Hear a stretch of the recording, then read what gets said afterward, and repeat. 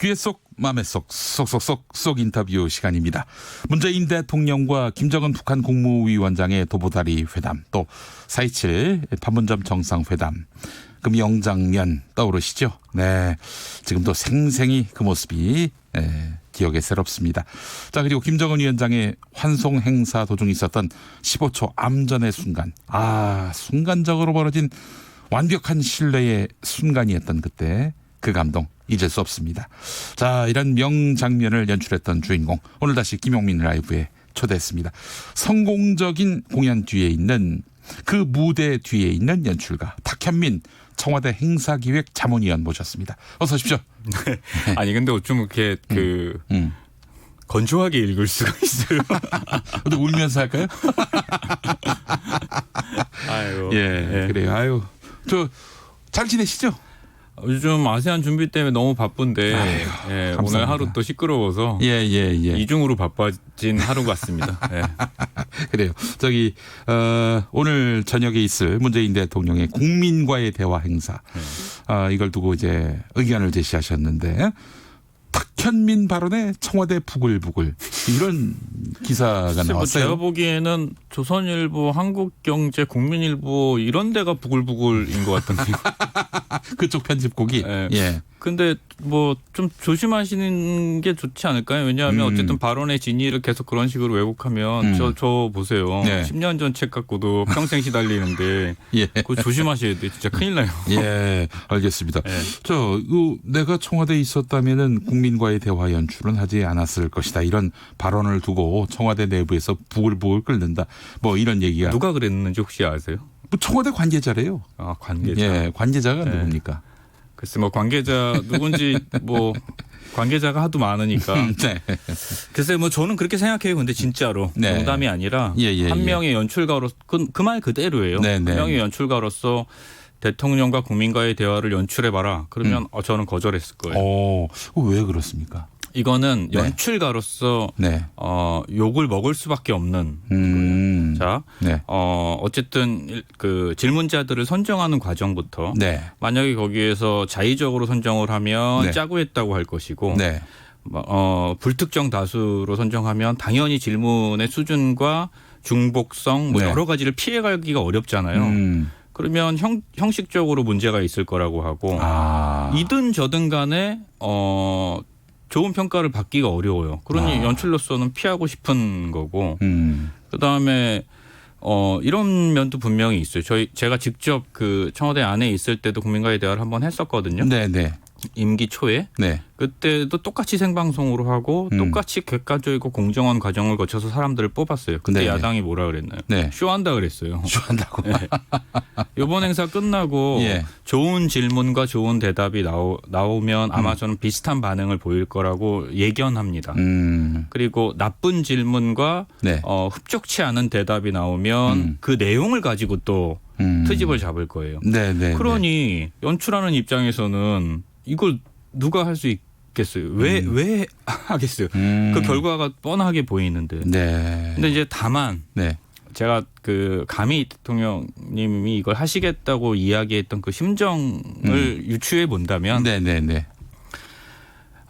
모든 형태와 형식 그 질문의 내용까지도 전부 MBC에 일임을 했잖아요. 청와대는 제가 알기로는 하나도 관여하지 않습니다. 관여하지 않으니까 대통령이 아무것도 모르고 가게 되실 거예요. 분명 이제 몇 시간 후면 하시잖아요. 아무것도 모르고 정말 생 라이브로 모든 질문을 대통령이 혼자 생각하고 판단하고 이야기하셔야 되는 그런 자리에 참모나 비서된 입장으로 그런 자리에 대통령을 모시는 게 저는 불편해요.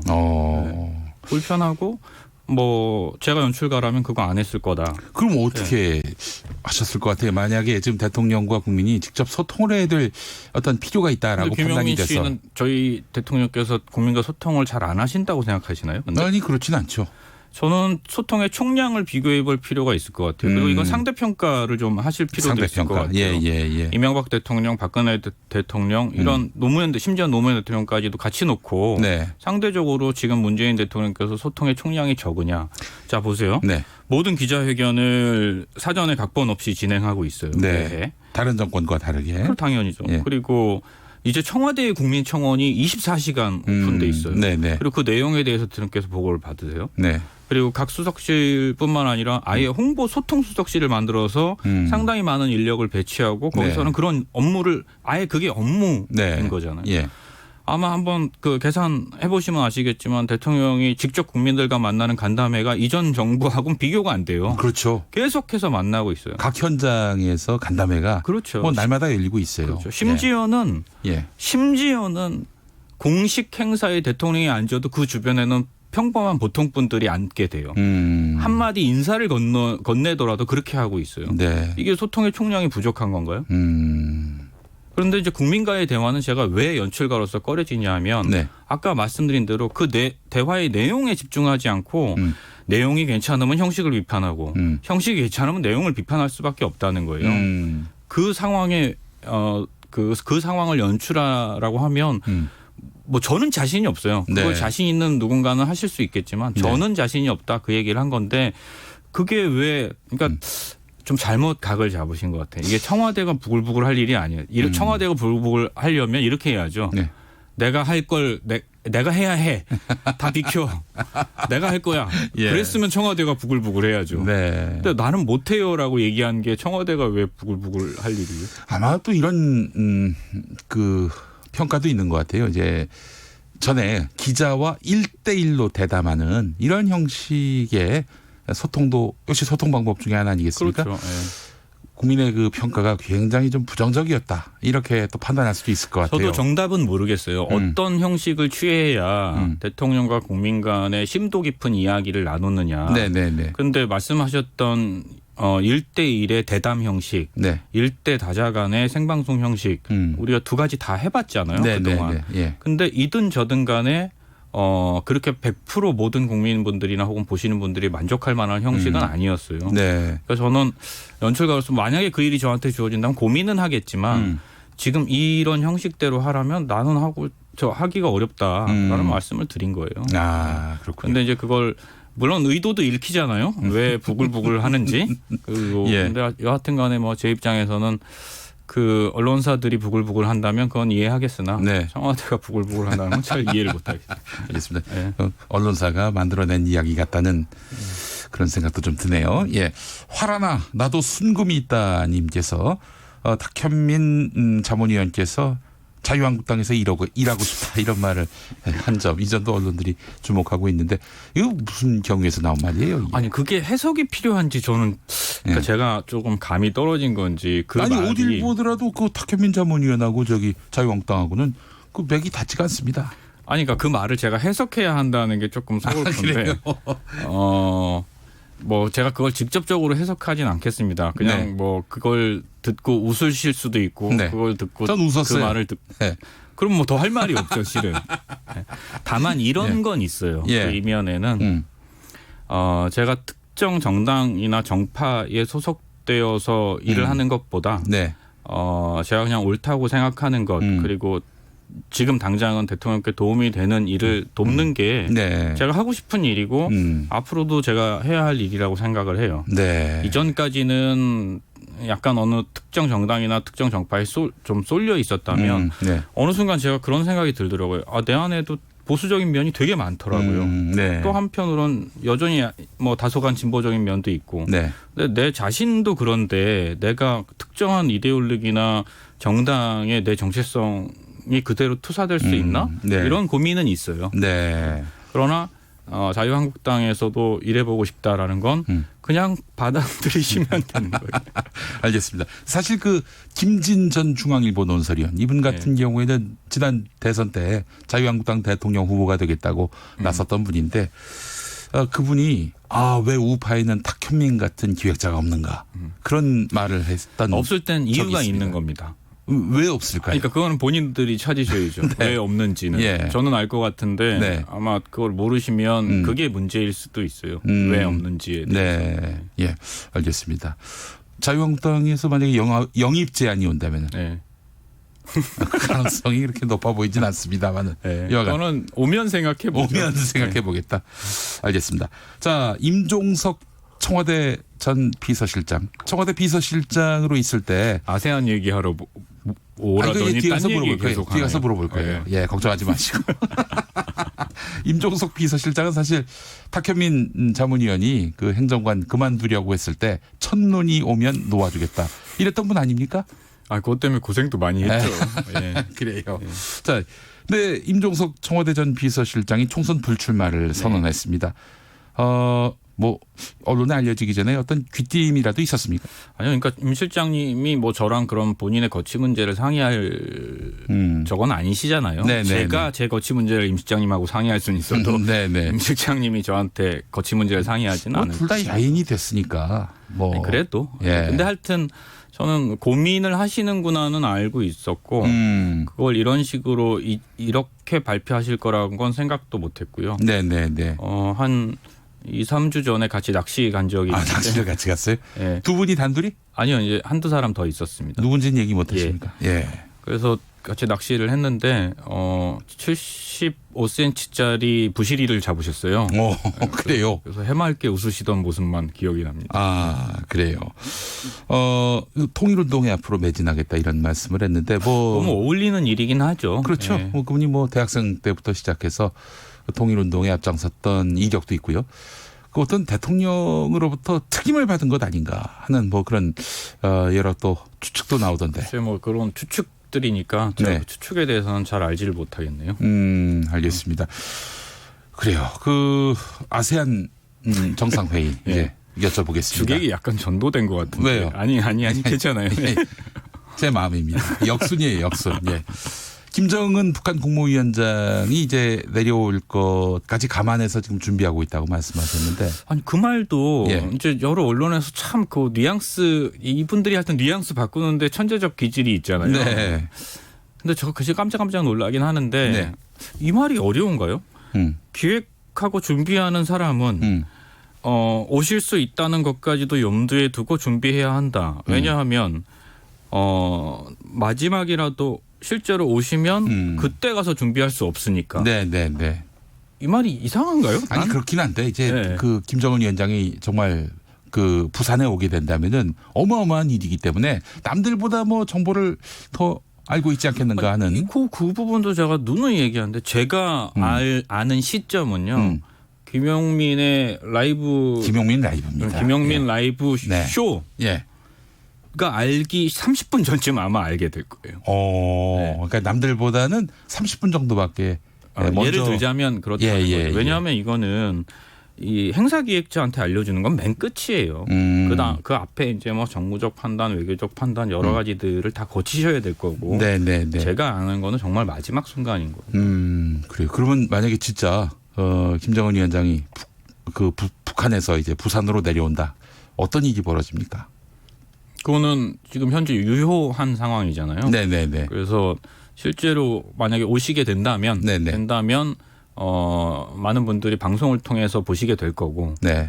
동선이 어떻게 될까요? 오시지 않는다면. 오시지 않는다면 언젠가 뭐 여건이 되면 어떤 것들을 준비했다고 이야기할 수도 있겠죠. 그래요. 그 열차를 타고 내려올까요? 기대해 보시죠. 뭐 잘 모르겠네요, 저도. 이거 아는 것 같은데. 아닙니다. 아니에요. 예. 저는 맨 마지막에 알게 됩니다. 맨 마지막에 알게 된다. 예. 그 탁현민이 준비하는 행사엔 항상 스토리가 있고 휴머니즘이 있다 이런 평가가 있습니다.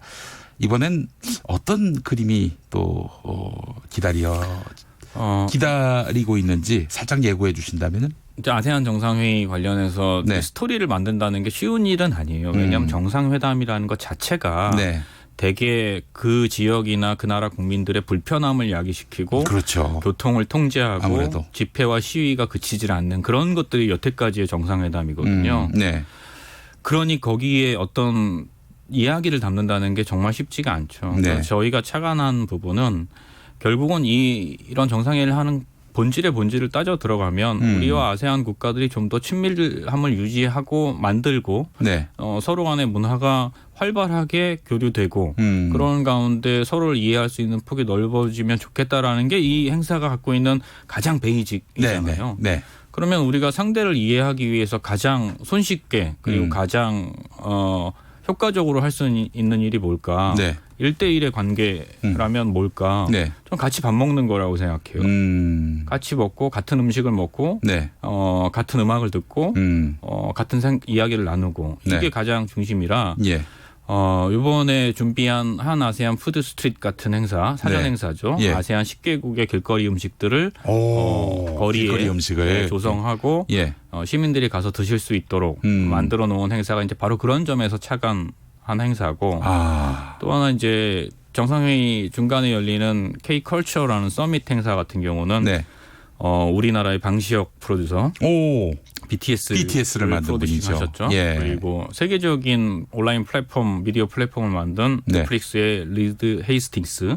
넷플릭스. 예. 그리고 미니언즈의 예술 감독 뭐 이런 분들을 모셔가지고 컬처, 그러니까 문화 산업이 어떤 방향으로 흘러가야 하고 특히나 이제 BTS를 만든 방시혁 그 대표 같은 경우는 네. 우리 K-팝이 어떻게 만들어졌고 또 어떻게 아세안 국가 국민들을 설득해 가고 있는지를 네. 말 그대로 노하우를 풀어 놓으실 거예요. BTS는 혹시 나오는지? 방시혁 대표가 나옵니다. BTS에서 B가 나오는군요. 예. 이제 그런 자리도 일반 국민들에게 공개하고 네. 동시에 또 방송으로 또 생방송으로 하고 아이고. 예, 이런 행사들이 다채롭게 준비되고 있습니다. 사실 이제 무슨 정상회의 하면은 삼엄한 보안 그리고 그들만의 아예 어떤 접근을 행사. 차단해 버리죠. 그렇죠. 예. 그렇게 연상하기 마련인데 맞습니다. 그래서 생각해 보시면 이번 그 한 아세안 특별 정상회의도 이게 몇 번째인지 혹시 아세요? 그거 다 세보진 않죠.